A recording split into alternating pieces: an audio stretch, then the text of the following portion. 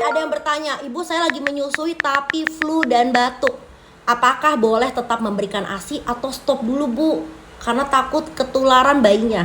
Tentu jawabannya tetap harus disusui. Yang ada kalau ibu stop malah bikin masalah baru.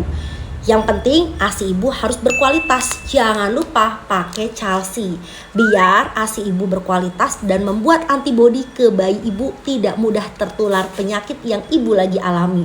CHALSI ini kandungan biji fenogreek tinggi protein. Konsumsi secara rutin. CHALSI bisa diminum dengan air dingin.